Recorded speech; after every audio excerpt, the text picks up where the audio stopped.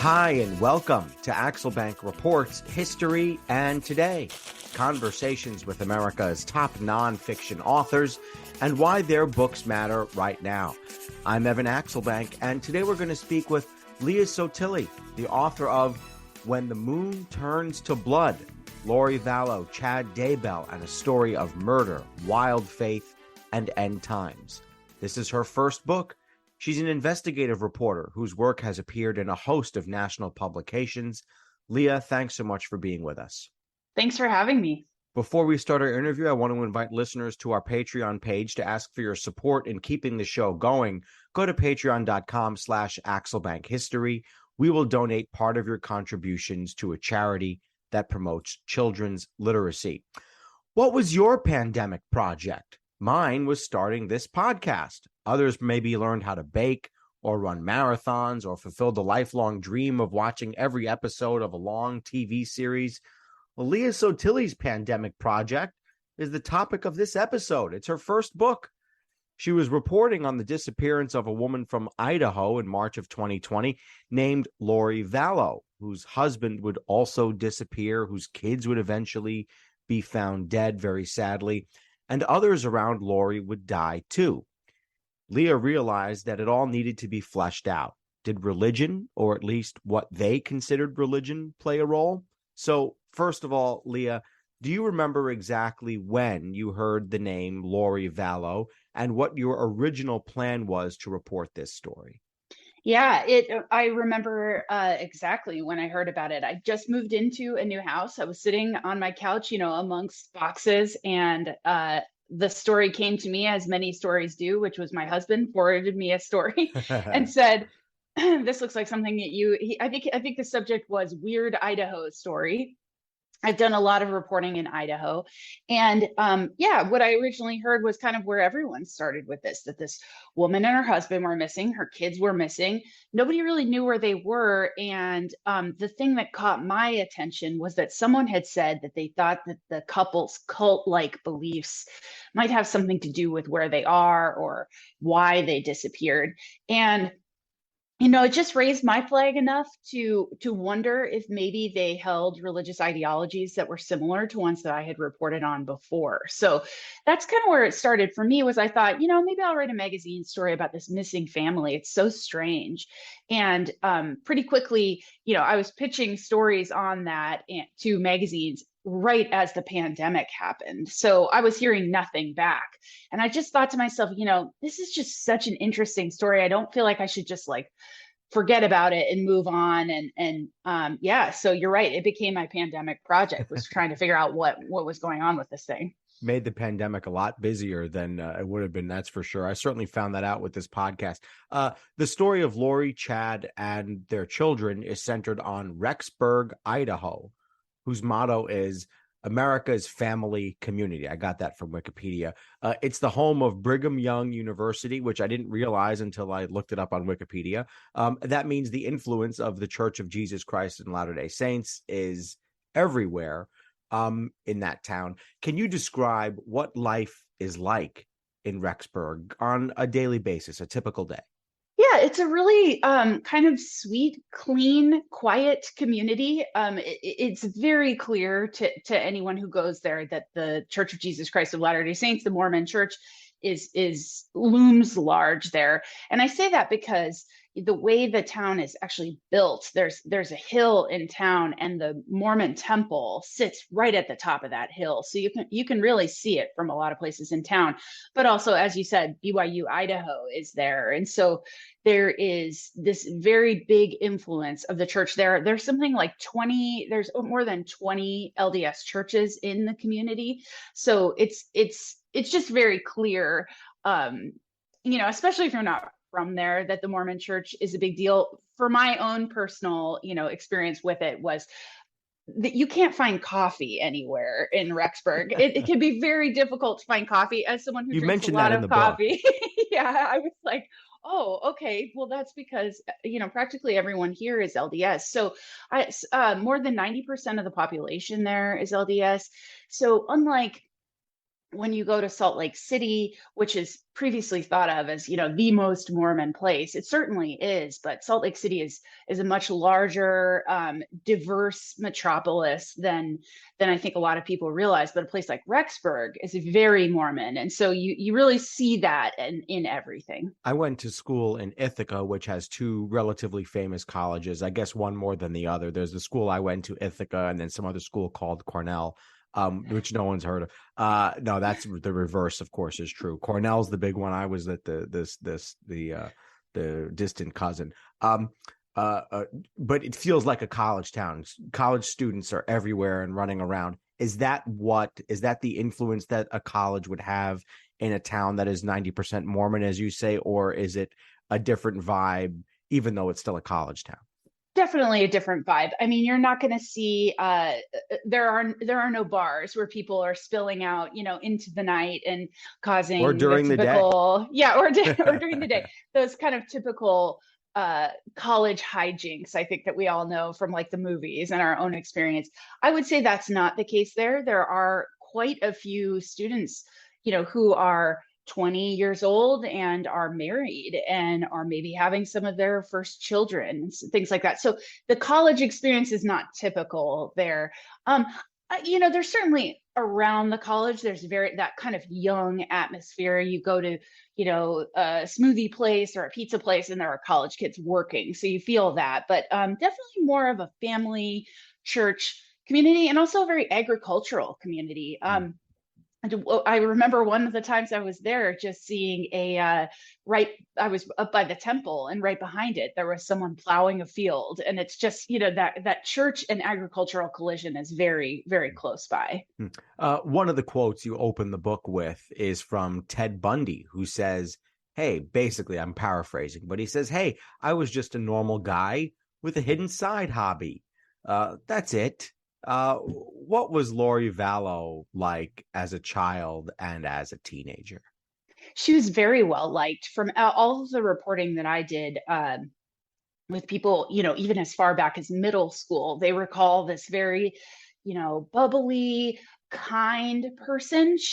By the time she was in high school, she was a flyer on the cheerleading team, very pretty, very popular, but also very nice. I never heard anyone saying anything about her being anything like a mean girl. She was a high school student who went to a seminary school before her regular high school classes. So, which meant she went to an LDS school and took classes on biblical teaching. So, by all means, someone who was very very typical, I think. If you think of just the stereotypical American teenage girl, that's who she was. And one of the passages towards the end of your book says she used family, wealth, and kindness, that these were parts of her personality, essentially all the way through, it sounds like, her teenage years and adulthood.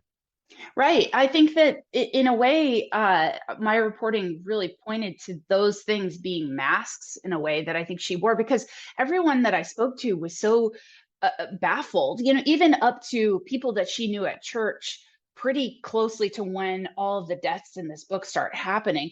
People saying, I just don't understand how this could have happened. She was the one teaching our kids Sunday school. She was, the most religious person that I knew.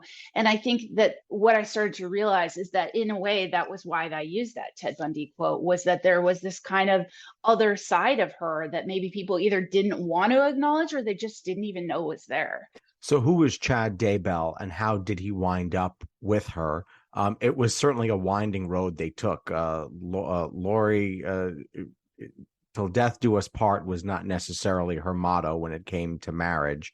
Right. Chad Daybell winds up with Lori. I believe he'd had at least one previous marriage. Talk about the winding road they took and how they wound up together. Yeah, so Lori grew up in Southern California, and as you say, she had a number of different marriages. But she eventually married Chad Daybell, who she remains married to, and that is her fifth husband. So all of those other marriages fell apart in varying ways that I get into the book. But yeah, Chad Daybell grew up in a completely different environment. He grew up sort of in the palm of the LDS Church in Utah. He lived in a small town near Provo, which is where the big Brigham Young University is. And yeah, very, very much that typical Mormon guy. He was going to go to BYU. He was going to be a missionary. He was going to, raise his kids in the church and have a big family, all of the things that he did. The way, I think a big part of the my pandemic project was trying to understand how these two met. And the answer to that was that Chad Daybell became a prolific writer of LDS fiction, which was something I didn't know existed before I worked on this project, but he wrote novel after novel after novel. And they were very, very popular books within a certain subset of the LDS church, specifically people who are really, really into prepping and into prepping in a way Prepping that meaning for the end of the world. for the end of the world. Yeah, not just prepping up for like a flood or a power outage, but like for the apocalypse. So he found a lot of a lot of clientele, I think, there, and started to sell a lot of books.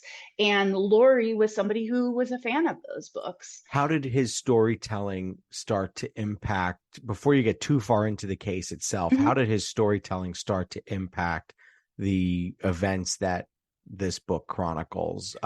This kind of narrative that they almost have to tell other people to try to hide the children's disappearance, and also how they orchestrated this whole thing allegedly in their minds. I think it's a great question. What I started to do is I started to read his books chronologically to see if there was something I could understand about where the kids were, about where they disappeared to, about what he believed. And what I saw over time was someone becoming more and more confident in his abilities as a so-called visionary, as maybe a sort of prophet figure. And initially he would say, I saw a thing and then that thing happened in person, and you remember you read about that in the last book, and that's kind of weird. But it turned into more of I think I'm seeing things that are very important, and we should all be paying very close attention to these things. So specifically in one of the books, he talks about that Utah is just no good anymore, that the place where the chosen LDS people who will be saved in the end times, they should move to Rexburg, Idaho.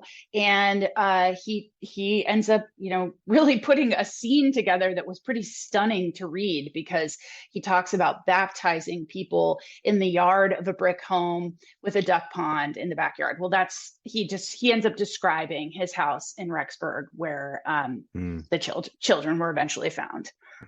The history of Mormonism.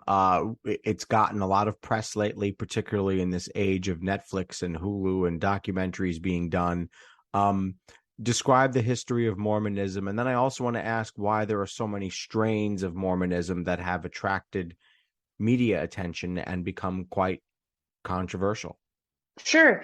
So the LDS Church, I mean, it's very much an American-born religion. It started in upstate New York when a young man named Joseph Smith said that he had unearthed some mythical golden plates with some kind of a strange language on them that only he could interpret, and those became the Book of Mormon. The Mormon Church is something. Sorry, I believe that's Palmyra, New York, right? Which is right Yes. near Rochester. I've been there. You would know more than I would. I have not been there. I used to work in Rochester, so I've been to Palmyra. But go ahead. Sorry. Okay. Please. From there, this is in the mid 1800s. In that specific geographical place and time, there was just this sort of religious revival. There were all these groups popping up and saying, we're the church. No, we're the church. No, we're the ones that have the word of God. And Joseph Smith was one of those people. But what made him so unique was that he kept moving around the country to try and find a place for his people to thrive. And in many places where he could essentially set up a theocracy, where he was in charge, where the law of the land was his, from his religious teachings. He ran for president at one point. He was eventually killed in Illinois by a mob. And shortly thereafter, one of his closest acolytes, Brigham Young, moved the LDS people west to Utah. And, this is all kind of in the book, but why it's relevant was that there was really these kind of mystical, new agey, almost inspirations for the church that I think remain today. And that was something you really saw at play with the Daybell Vallow case, was that they had these Mormon ideas, but then they also really took them in these kind of new agey directions that are very frowned upon by the mainstream church. But that's something that I think pervades the LDS culture today.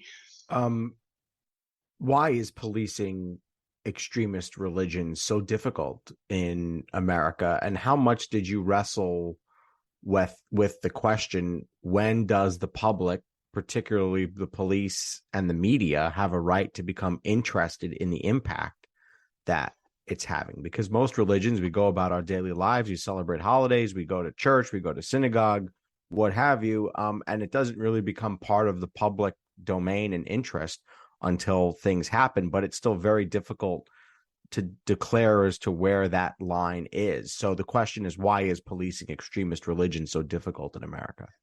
Well, I mean, I think that was I think it's a great question. I think part of my interest in writing this story and turning it into a book was because of my background on writing about extremism. And by extremism, I mean that for the past, 7, 8 years, I've been writing about militias and, people taking over, storming the Capitol in Oregon way before January 6th happened, things like that. And my work on extremism has started to intersect slowly but surely more with religion over the years, that I've started to realize how connected these extreme political ideas were, how they were coming from pulpits in a big way. So that was one thing that I was really curious about with this case. Did it intersect with fringe religious ideas that I had seen, among militias? And it most certainly did, that there were false prophecies and kind of these religious conspiracy theories that are very fringe, which were at play in this case. So to the question of why it's so difficult, well, I think that, religious people and religion get a lot of protection, as they should, in America. And I think that there is a big, difficult question to be answered with when religious ideas maybe become dangerous. And I think that I think I'm glad that you see that this is a question I was wrestling with in the book, because what I started to realize was there was a big history within the LDS church that even the leadership of the church has tried and tried and tried to get rid of. They can't seem to, that there's this extremist fringe that seems to think that the LDS faith is intertwined with the Constitution in a way that no other religion is. And so this produces groups of people who believe that they're like warriors for the religion and for the political ideology. So I don't know how you patrol that, but one suggestion that I make in the book is that the church leadership needs to be very clear about what it is and what it isn't. And there have been a lot of gray areas that I think that they've kind of fanned, and maybe some of these ideas have been fomented more. But I don't know how police, come in and control that. Yeah, you mentioned their expedition out west to settle. Why did the far west become, and also I guess the mountain plains too, why did it become appealing places for religious exploration? Well, the LDS Church had tried to thrive in the United States under the First Amendment, that there was a freedom of religion, and found that every place that they went, they were either run out of town by mobs or by the government themselves. In Missouri, the Mormon Church, there was an extermination order that was on the books until the 1970s, where people could kill Mormons. So, I think that Joseph Smith and Brigham Young were sort of saying, hey, this country says it will protect us, but it's not. So we need to leave altogether. So when the LDS people went west, they came to what is now known as Utah, but it was outside of the United States. And that was short-lived. It became a state shortly after the LDS people got there. Ah, yes, right. Yeah. I always forget that the states weren't always states. Yeah.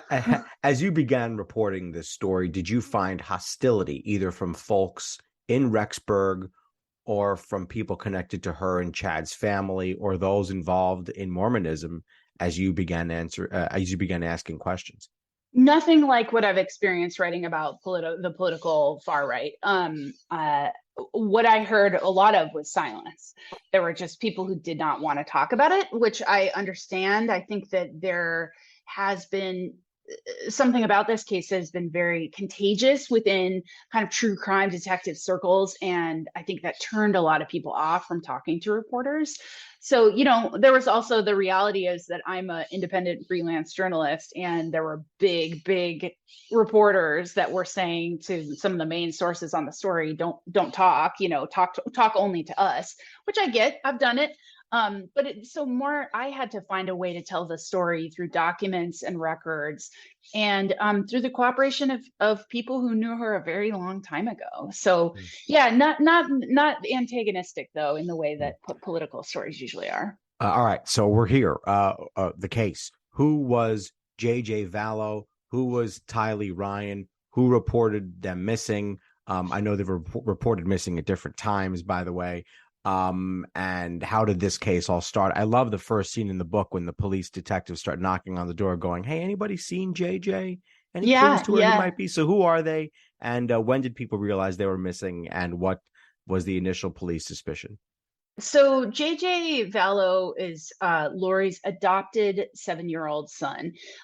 In November 2019, his grandparents called the police in Rexburg, Idaho, and said, "We think our grandson might be there. Can you go to this door and knock on it and just get eyes on him? Like do a welfare check so we can just confirm he's okay." Tylee Ryan is Lori's 16-year-old daughter from her third marriage. So she had 3 children. These are 2 of her children. And yeah, they were missing in November 2019. So the case in the book starts, I think, when the police say, "Hey, Lori, where's JJ?" At that time, they did not know that Tylee Ryan was missing. They just came looking for JJ, and she gave an excuse. "Oh, he's on vacation with my friends in Arizona. We just moved from there. He went to see his friends there, and I'll have her give you a call and let you know where he Don't is." worry, we'll get him. Yeah. And that call never came. The police came back the next day to say, "Hey, we never heard from your friend. We still haven't gotten eyes on this child." And at that point, she was gone. She had vanished, and so was her husband, Chad Daybell. He was also gone. So now you have 2 missing children, you have 2 missing people, and it's a very strange thing. The friend in Arizona is saying, I have no idea where this little boy is, and why did you say that I had anything to do with this? So that's when it began. And the book really is kind of an exploration in how it possibly these 2 children could kind of get caught up in this conspiratorial fringe LDS culture that would result in their deaths. When I mentioned this a little earlier, when you watch the documentary on Netflix about Warren Jeffs, you see that the police are sympathetic to the plight of the people under investigation. In this case, it would be Chad Daybell and Lori Vallow. Were police in Rexburg at all sympathetic to the suspects? 100%. In that very first door knock meeting between the detectives in Rexburg and Lori, she kind of gives this sob story about, "I know that this is weird. I understand, that this looks strange, but I'm kind of on the run from my family who's trying to," she gives this very strange story that her family was out to get her and she was trying to hide out from them. And she's just trying to be a good mom. And why are people bothering her? And you really hear the detectives say, "Look, we get it. We're not trying to bring any more harm on you. And we just want to see the kid." And so, yeah, absolutely. At first, they were very sympathetic to her. And she was really, really good at portraying herself as a victim. You see that time and time again throughout this book. When she would have interactions with law enforcement, they would either be sympathetic to her or they would straight up take her side. And in ways that now are very stunning when you see what happens. Real quick aside, what is the history? I mean, this is a long question, a long answer, I guess I should say. But what is the history of missing children in America? Have they always gotten massive media coverage? I remember one of the first, I've got hundreds and hundreds of books in this house. One of the first ones I ever read as a teenager was when JonBenet Ramsey went missing. There was a great recap of it. And I remember being fascinated by missing child stories, even back in the 1990s, way back then. So what is the history of how missing children are covered in America? I think that's a great question. I'm not sure I can speak to that completely, but I'm glad you bring up JonBenet Ramsey because I think that there are these cases that on occasion really grab the American public in a way and become, for whatever reason, something that the public can kind of dump all of their hopes and despairs into. JonBenet Ramsey, I think, was one of those cases that was a very, I say early true crime case, and that it was early in the internet, but one of those that people became very obsessed with. And I think that this case is one of those too, where people were very obsessed with trying to figure out where these children were. I talk a bit about in the book about another Idaho case early in my career where there were two, a missing boy and a girl also in Idaho, and trying to understand, what possibly could have led to their disappearance. And that's a big thread through my work, is missing children and missing people, and just trying to understand, what is it? Is it violence? Is it people trying to escape some circumstances? So there's, I mean, I do get into some of that in the book, that there are cases that people get really, really obsessed with, and this is definitely one of those. You say these kids were never really missing, but that everyone who knew them, or that everyone who knew them, knew where they were. What happened when the entire family then goes missing, as happened in this case? They wound up in Hawaii, overlooking the ocean. Yeah. So when the police finally track down the Lori and Chad, they are, I think a lot of people had ideas that, okay, well, these are people whose religious ideology has to do with the end of the world. They're in a bunker somewhere with a bunch of guns and canned food, and they're ready for the end. It couldn't have been more different. They were in a condo on a golf course in Hawaii. And there was no evidence that Tylee or JJ had ever been there with Chad and Lori. So I think that them being tracked down there, and then for the police to say the kids are not here, kind of sent the case in a whole new direction of people saying, well, hang on. So the parents are found, then where the hell are the kids? And it took many, many months to figure out where they actually were. And they were very, very close to home, you could say. Yeah. Who are the other folks who wind up dying? I know that they all have these sort of tangential relationships to Lori and to Chad. And they kind of skirt suspicion for at least a little while on some of these until you start to connect the dots. So I could have tried to make a little map of who each person was, but I'm not a trained police detective. So try and describe for us how this body count piles up.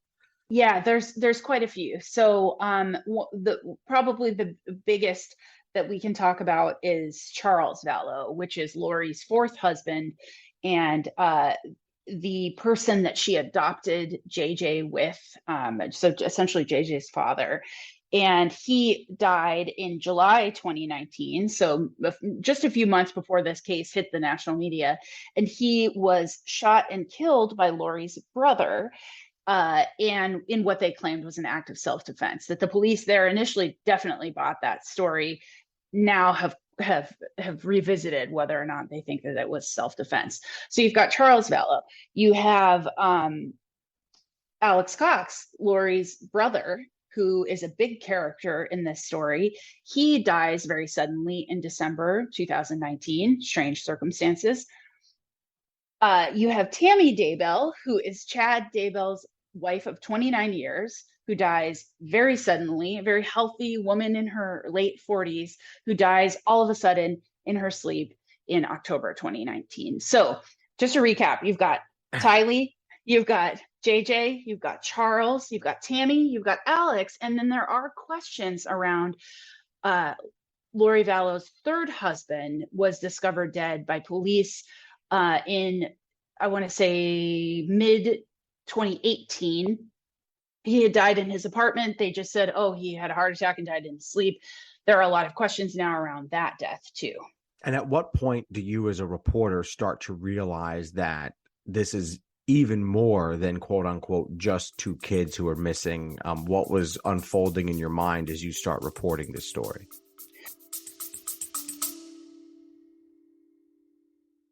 Baking from our childhoods just sticks in the memory, doesn't it? We never set off on holiday without piles of Tupperware. And there'd always be Bakewell slice, flapjacks, and tray baked scones in the boot. Do you not do that, Lisa? Yeah, no. Sadly, I do not stack the Tupperware in the back of the car when we go off on holiday. Oh. Welcome to Small Ways to Live Well, a new podcast from the Simple Things magazine. Season 2 is a pick-me-up tonic that helps us make the shift from winter to spring. A 6-week suggestion box full of things to note, notice and enjoy about the season. Search for Small Ways to Live Well on your podcast app.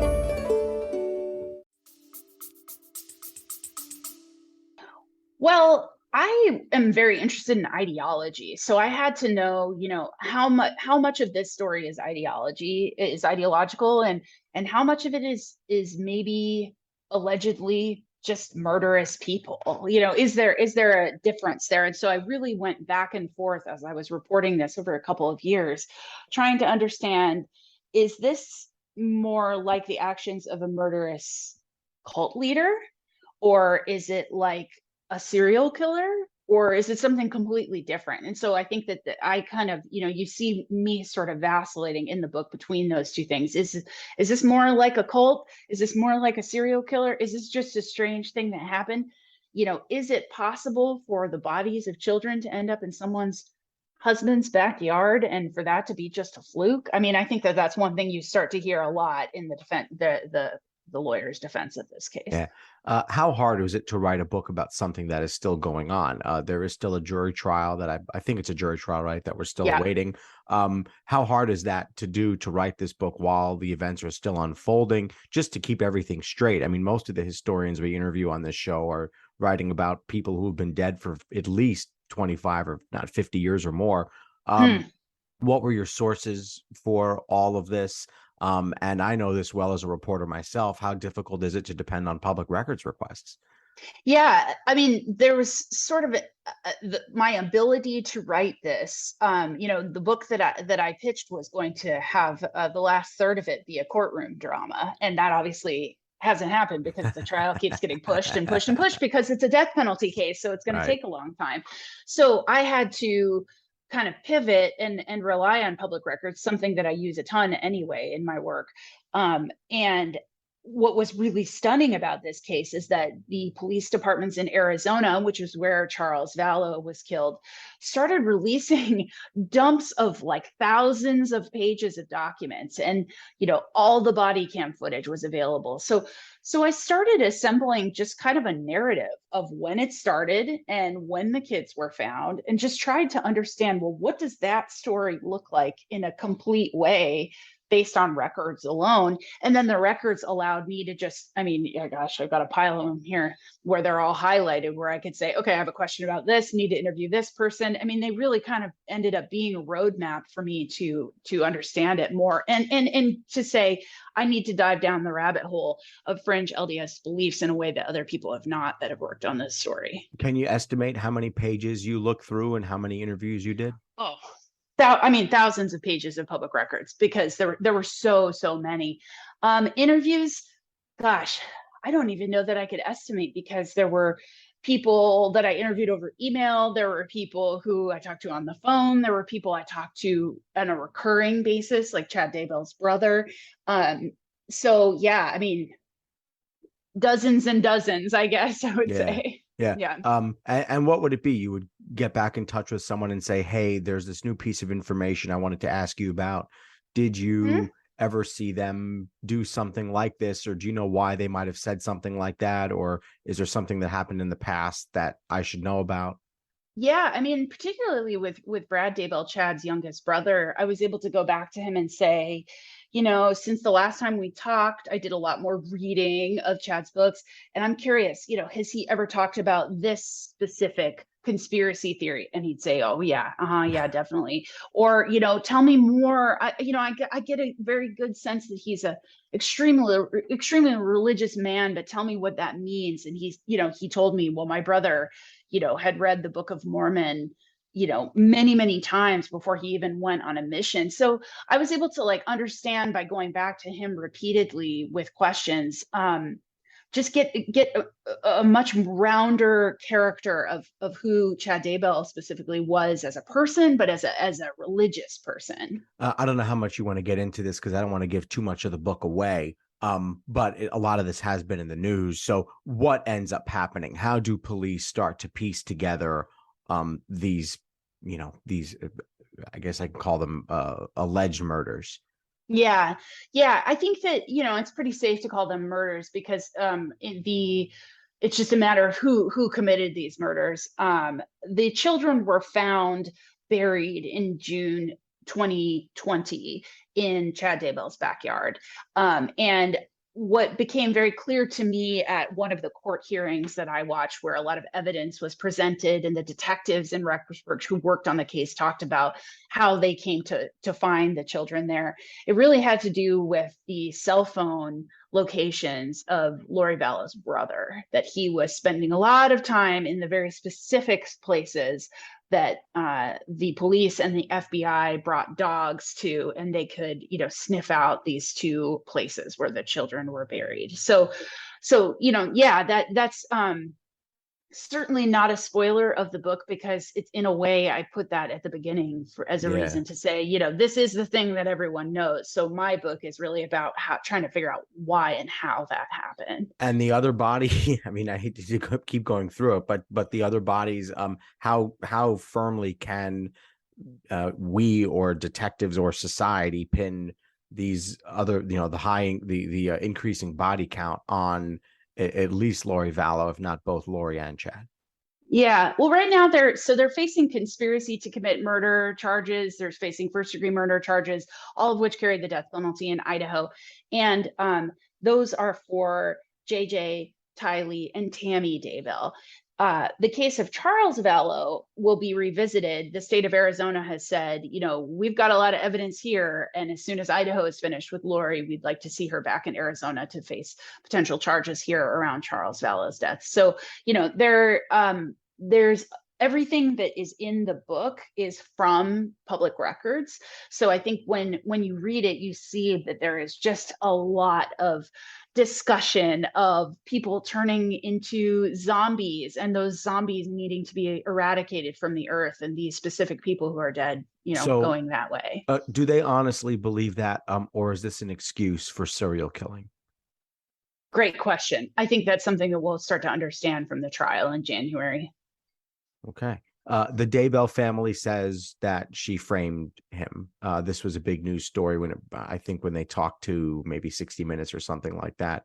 Can you give any insight as to why they say Chad may have been so unwitting that he was with this sort of Black Widow, kind of person?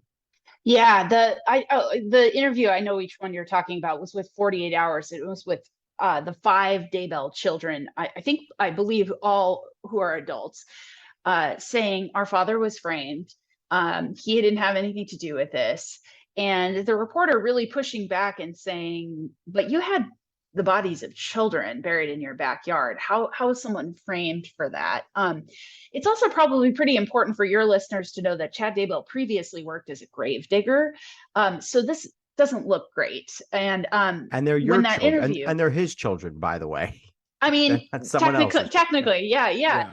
So, a very stunning thing to hear these children saying our father is innocent, because the evidence just doesn't look great for him. So I think that they, I didn't really know at first what to do with that interview, but I think over time I started to wonder if they too are victims of their father's religious teachings, and that they believe he could do no wrong, or that he did wrong and they think that that's fine.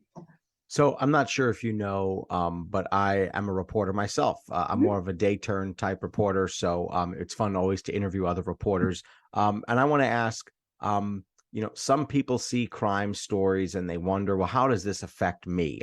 I cover crime all the time, and I hear regularly from people, mostly on the street, who run into me. They say, gosh, I don't want to see all these bad stories. I want to see good news, enough with the crime, but people are watching and people always seem to know about the crime of the day. It creates endless fascination. So why do you think it is that even though many people say they'd rather not hear about crime, yet when it comes down to it, they know all about it? I think that's a great question. My neighbor told me, she said, Leah, I'm not going to buy your book because I think I know everything about that crime. You got to at And it's least buy just your so friend's sad. book. And she said, and it's just so sad. And I thought that was really funny because it was clear that, it's so sad, but she already, knows everything about it. I mean, I think that, I certainly am someone who likes to read about crime when it's portrayed in ways that feel instructive, that aren't ghoulish. I'm not a huge fan of quote unquote true crime, and even kind of quibbled with my publisher about whether or not this book should be true crime. As everything we've discussed, there's so much crime in this book, but what I think that makes it fascinating to a person like me is that clearly these crimes were born from a system, from a history, that they maybe aren't just isolated terribleness, but a part of something a lot more systemic that says something about who we are as a people. So yeah, I think that, when you look at a good crime case, there is it tells us something about our most primal instincts, I think, as humans, and that's very interesting for us. What makes a great investigative story for you? I mean, there are literally probably a million news stories that are posted every day in America. What have you found are the ones that you latch onto and go, this might be more than just a shooting at 50th Street and B Avenue to make up an Right. intersection? Well, as I said before, a big part of my work is writing about extremism. So I think that is a lot bigger of an issue than we all want to admit. And so for me, ideology is what really drives my interest. If I'm going to write about a crime, if there's an ideology at play, I'm probably going to work on that story because there's something meatier there to understand that someone had to believe in an idea so much to commit violence in the name of that idea. That's very interesting to me. But I also think that a huge thread through my 20 years of reporting has been a good mystery. I think we all like a good mystery, and there's that expression that truth is stranger than fiction, and I certainly have found that to be the case through journalism. Do you yearn for stories that have a lot of public records? Does that make, okay, Yes. good, I know I can pull from here, I don't have to just rely on interviews and standing on the right street corner at the right time?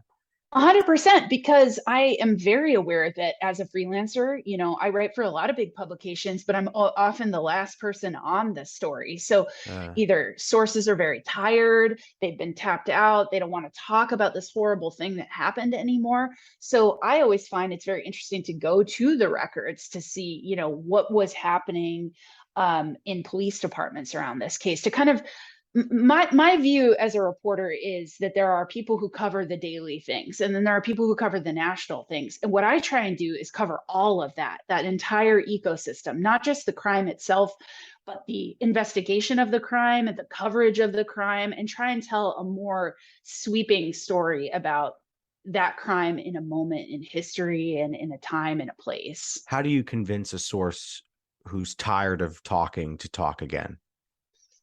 I often will say to them, you can see all of my work online. You could go to my website, you can Google me, and you will find a million things that I've written.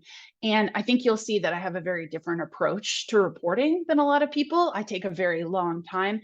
I tend to take so long sometimes that people wonder if I'm even working on the story anymore. So I think that what I try to tell people is that, look at what I do, and if that more literary approach appeals to you, then we should talk. You pumped this book out pretty quickly, though. I got to say, a couple years. I interview people who take 5 or 10 years to write a book. Do you think you wrote a better book because you were trapped inside and unable to report traditionally, or did you write a worse book? Did that hold you back? Yeah, I mean, I certainly know what I'd like to do differently if I wasn't stuck inside for most of this, because the majority of it was written in 2020 and early 21. So Yeah, I think that my dream book would have been with a great dramatic court scene at the end.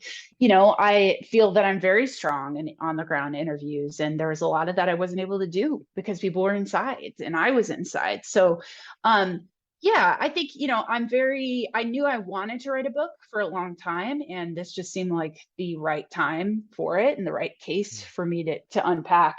I think that why I think it's strong is because, I allow myself to fall very deeply down rabbit holes in a way that other reporters can't because they just don't have the time. So, there's all that stuff about the LDS church history. There's a bunch on the near-death experience visionaries and authors and the kind of online conspiracy culture at the fringes of the LDS church. So I think that including all of those things made it a better story. And I had to be a lot more creative maybe than I would have been otherwise.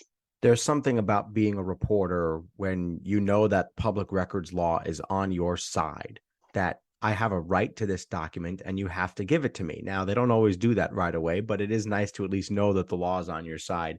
What did you learn about how important it is for all of us to cherish our public records laws and our public records and to archive public records properly, not just reporting this story, but all the stories you cover? Yeah, I mean, it's interesting because I was also working on other investigative stories while I was doing this book, and those were also very public records heavy. And in a couple of those, I got into some pretty serious arguments with people about why I was entitled to certain public records. In Oregon, where I live, we have really archaic public records laws, and it costs a lot of money. And I ended up needing to get a lot of reporting grants to be able to cover those costs.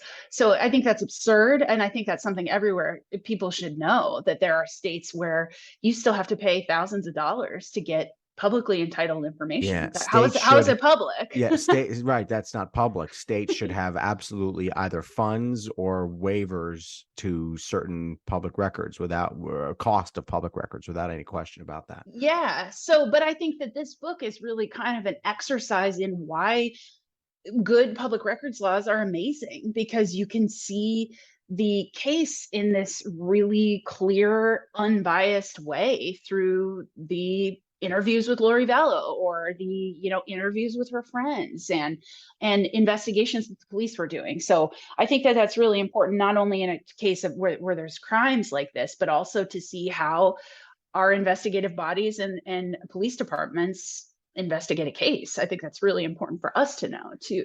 What's it like being a journalist for hire? Wow. I mean, how much time you got? It's tough. I got like maybe 2 minutes, 3 minutes. Yeah. It's tough. I mean, I chose this world for myself after having a staff job at a newspaper for a long time, because I knew that I wanted to push the boundaries of what I could do creatively as a journalist. And, when you have a staff job, you have a beat and you have only so much that you can do. So, yeah, I've been doing that for about 10 years. And, that has taken a lot of different creative forms. I've hosted a number of podcasts. I've now written a book. I've written a lot of magazine stories about everything from, police brutality to Bigfoot.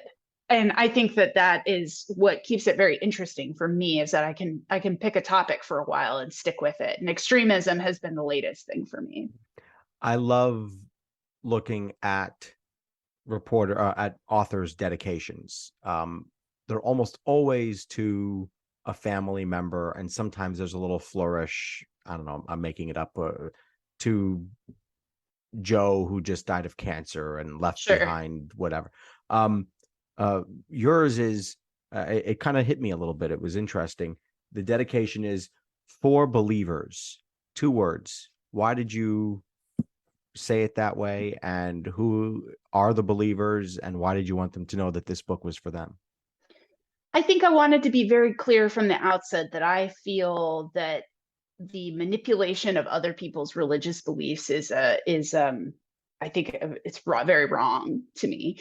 And I wanted to be really clear that I have a big respect for people's faith and for people's religion, whatever that is, and that this isn't about mainstream religion. This is about people who manipulate religion for their own personal benefit and potentially commit violence in the name of. So I think that, it's very important to me that as many people as possible read this book, but it's even more important to me that the members of the LDS Church or members of any faith read it and think about how they might have acted if they were a character in the book.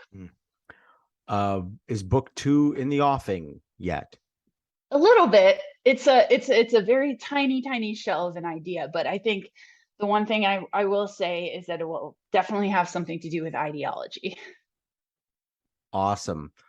Leah Sottile, the author of When the Moon Turns to Blood, Lori Vallow, Chad Daybell, and a story of murder, wild faith, and end times. Thanks so much for being here. Thank you for having me. Check out the book, subscribe to her Substack, which is titled The Truth Does Not Change According to Our Ability to Stomach It. I love that title. Also, check out her Twitter feed at Leah_Sottile. I want to invite listeners to our Patreon page to ask for your support in keeping the show going. Go to patreon.com/AxelBankHistory. We will donate part of your contributions to a charity for children's literacy. And thank you for listening to Axel Bank Reports, History and Today, conversations with America's top nonfiction authors and why their books matter right now. Check us out on Facebook, Twitter, and Instagram at Axel Bank History. We update those with clips from the show, guest announcements, and book recommendations. We'll see you next time. Thanks.